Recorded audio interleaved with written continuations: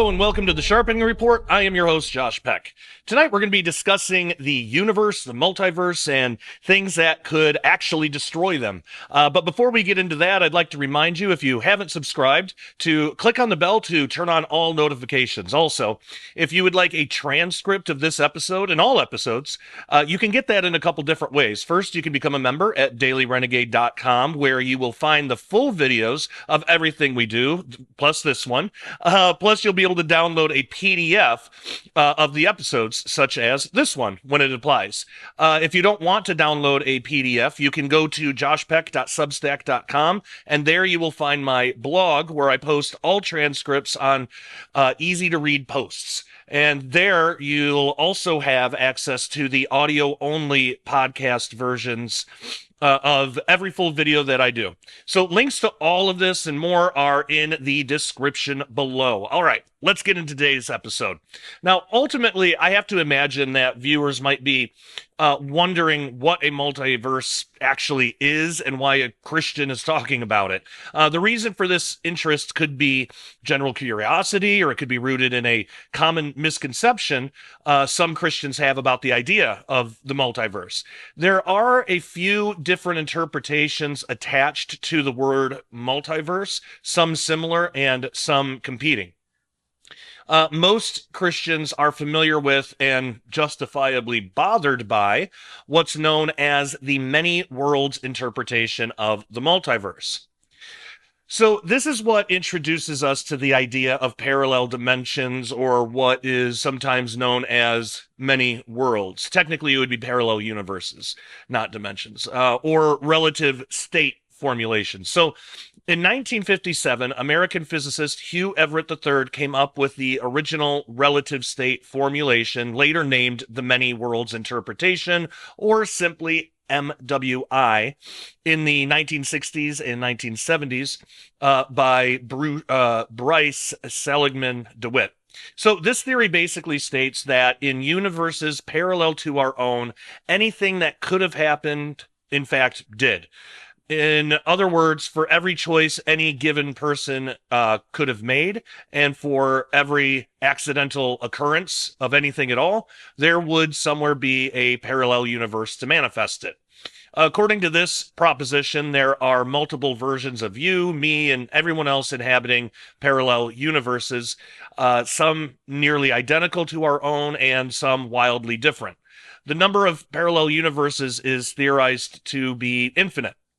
And there could be an infinite number of three-dimensional universes comprising the fourth spatial dimension. So that's kind of the idea. Now, on the surface, there are some theological problems with this theory, causing most Christians to dismiss it as a ridiculous fantasy. You know, questions come up, for example, like, if there are infinite versions of myself out there, wouldn't it mean that there are some universes where I have never and will never accept Jesus as my Savior? Other questions like, if every time I make a choice, a parallel version of myself is making the opposite choice, doesn't that negate free will? And of course, there's other questions like that as well. These are valid questions deserving an answer, but I don't believe that they alone are grounds to dismiss the many worlds theory completely. But I will state up front, I do not believe there are multiple versions of ourselves out there. And I'll briefly explain why a bit later. But first, let's imagine hypothetically that one day in the future, it is proven that there are, in fact, parallel universes and that they do contain multiple versions of ourselves. So should this be enough to shake our faith? Does this conclusion negate the existence of God completely? Of course not. It would only prove that God's creation is far more complex than we originally thought. So to briefly answer the two questions posed earlier, yes, the many worlds interpretation would probably mean there are other versions of ourselves who are not saved. But the commonality of them to us would be purely biological. We have to remember, these parallel universes would still consist of three dimensions of space. The other you might look and sound like you, but he or she would still have a separate spirit and soul that are unshared. This also answers the second question, the one concerning free will. The many worlds interpretation does not negate your personal free will because you still have the choice to do whatever you want, even if the other you chooses something different. The other person would be doing things and making choices completely independently of you. Likewise, you would be acting completely independently of the other person. So, this type of theory is nothing that should make us question our faith in God or our knowledge of his creation, should it ever be proven true someday, and I don't believe it will. But while I do not believe there are multiple versions of ourselves out there, I do believe it is at least possible there are multiple universes, we could call them that. My reasons for this are simple. So, for a brief example, and many of you that have followed this channel for any number of time have probably heard this example before, but for those who might be new, consider a two-dimensional being called Flatlander, from a two-dimensional universe called Flatland. This actually comes from an old book to kind of illustrate this idea. Now, imagine, so there's a two-dimensional universe, there's no up or down. And there's two-dimensional being on there called a Flatlander. Now imagine lifting the Flatlander up through the third dimension. So as he moves through our reality, he's confronted with a seemingly infinite amount of parallel two-dimensional planes because all he can see is right in front of him. There's no up or down, so he just sees a line right in front of him. As you move him up, he's seeing that line change, and he's seeing all these parallel, like two-dimensional planes that make up our reality, our three-dimensional reality. So he sees what he might consider an infinite, or at least a very large number of other flatlands. Now, these parallel flatlands in three-dimensional reality are nothing more than two-dimensional planes stacked up to create three-dimensional objects. They do not need to be inhabited in order to exist. If the Flatlander were rising up while viewing my, my iced tea here, he would see a seemingly infinite number of curved lines representing circular planes made up by the iced tea. Some sections of these two-dimensional flatland universes would be perfectly circular, around the cup, while others would contain another section as he moved to view, let's say, the lid of this or the straw or something. It would change, but he wouldn't be able to complete the full picture because he has no concept of up or down. Um, so he might even notice that the lines representing the wall behind the cup are there. It doesn't mean that each of these planes must be inhabited by other flatlanders. Quite the contrary, these stacked up planes are just what makes up our three-dimensional reality. So I'm personally more inclined to understand the fourth dimension of space and higher dimensions in that same way. So it makes perfect sense to me, theoretically, that the fourth spatial dimension could be made up of seemingly infinite, I don't believe it would be infinite, but seemingly infinite number of stacked up three-dimensional objects. But in no way would that indicate that these other three-dimensional worlds are inhabited by any other versions of ourselves. Just like with Flatland, just because there's a Flatland and a Flatlander doesn't mean there's multiple versions of that Flatlander. I believe some of these hypothetical parallel universes would look very similar to our own, while others might look very different, but I don't believe any of them would have to be inhabited by other three-dimensional beings, such as different versions of ourselves. So here's another way to think of it. Imagine what it would take for a Flatlander to have parallel versions of himself. The only way this would be possible is for the Flatlander himself to be made of stacked up two-dimensional planes. So in other words, the Flatlander would have to be three-dimensional. If the Flatlander is three-dimensional, it automatically negates the possibility of there being a separate two-dimensional version of himself because he is already of the next dimension up. So, for example, if one were to try to remove a two-dimensional section from the middle of the now three-dimensional former Flatlander, well, one would be slicing the former Flatlander in half, which would kill him and end his three-dimensional existence altogether. So if other three-dimensional universes were inhabited, it seems we would have to be four-dimensional in nature, or and our three-dimensional parallel selves would actually be a part of our fourth-dimensional makeup. Hey everyone. Concerning the economically unstable times that we live in, it is a great idea to convert some of your savings into real money. Now, there is a big difference between real money and what we call money, which is actually currency. So our dollar is currency, which fluctuates. Real money, like silver, is a store of value over time. The best way to think of it is like this. If you had saved $1,000 in cash back in the late 60s, the late 1960s, that $1,000 would still be $1,000 today, but it would buy you significantly less today due to inflation. Now, if you saved that same $1,000 in silver back in the 1960s, it would be around $28,000 today. So one of the best ways to protect your purchasing power is in real money, more specifically, silver. Now, you can buy and have the metal shipped discreetly to your door, and what most people don't know is that you can actually convert your IRA or even your 401k into physical silver rather than having all your life savings tied up in the paper fiat system, which is, of course, subject to hyperinflation.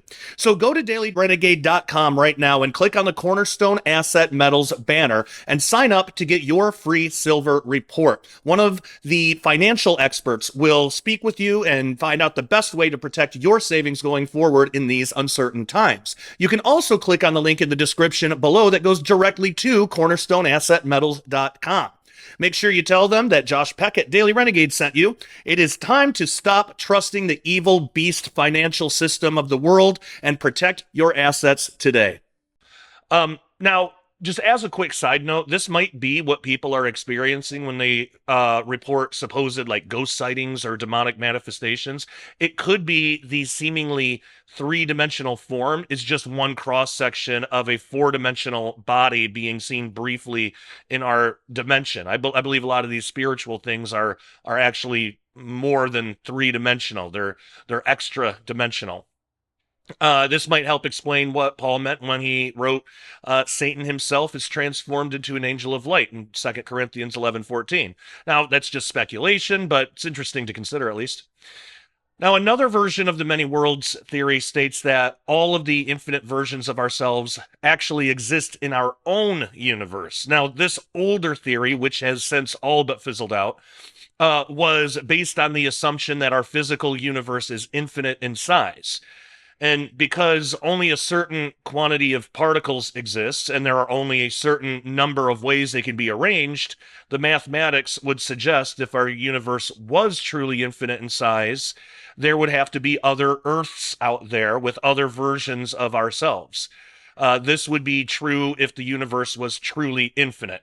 The way to show that our three-dimensional universe is not infinite is by the fact that it is expanding. In fact, it's expanding at an exponential rate faster and faster.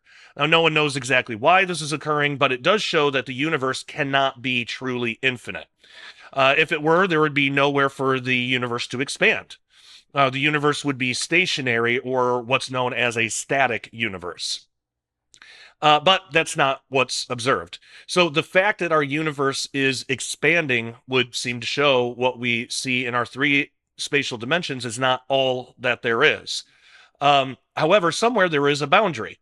Now, what the boundary looks like and what exists beyond is completely speculative, but the fact that the universe is not infinite in size is important to know moving forward on this journey, especially when we try to understand higher dimensions.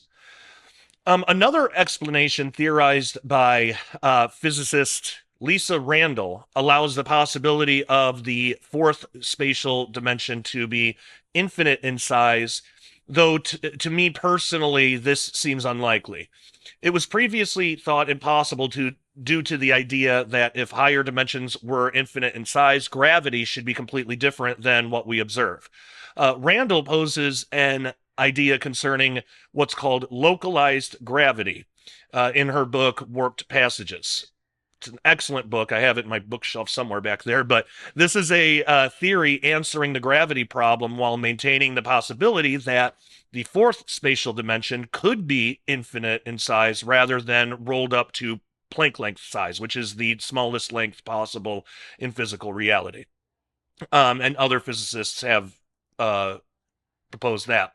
But this is especially interesting because if that were ever proven, it would give physics a new view of the fourth spatial dimension, possibly falling closer in line with biblical descriptions of spiritual existence. Now, again, it's speculative at this point, but the mathematics seem to allow for the possibility. An interesting consideration at the very least.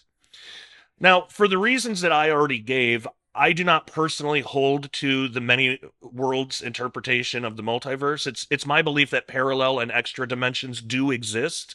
I also do not take issue with the idea of multiple universes existing, hence the term multiverse. I believe these parallel universes are stacked up throughout the fourth spatial dimension and dimensions even higher to create extra dimensional constructs. Now, we would think of these constructs as heaven or at least spiritual creation. And in this way, just as the author of the book of Hebrews taught about the earthly temple being a shadow for the heavenly one, everything in our physical three-dimensional reality would be a mere shadow of the true reality, the reality beyond our human perception. Now, that is this is the reality most exciting and interesting to me personally. So now that we have some basis of understanding of all of that, let's get into 10 of the weird and strange things that could actually destroy the universe. Even more, in the final one, I'll share one that could actually destroy the entire multiverse. Now, of course, we as Christians know exactly how everything ends, but it's very interesting to think about the immensely powerful and destructive things that are out there in reality. God has created some truly amazing things. So we're going to go in order from like least destructive to most destructive, but all of these are really interesting, really cool, and I bet there's probably a few of them you haven't heard of before at least. So let's start with number one, which is hypervelocity stars. Now, these are among the newest discoveries in the field of cosmology. The first hypervelocity star was discovered in 2005 by Smithsonian astronomers who saw a massive star traveling 2 million miles per hour through the Milky Way galaxy completely alone.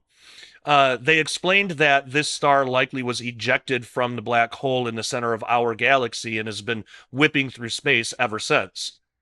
Hypervelocity stars are thought to form when a galaxy's central black hole, also called a supermassive black hole, consumes one star in a binary system and ejects the other, throwing it out into space at incredibly fast speeds. So they move through space so fast, in fact, that they are not bound to the galaxy by gravity or anything else. So to get a sense of how destructive these rogue stars can be, imagine the threat one asteroid only a few miles wide could pose to our planet. Depending on the size and speed, an impact like that could destroy all life on Earth. Now imagine if our sun were to touch our planet. Earth would be incinerated beyond recognition before the sun could even fully arrive.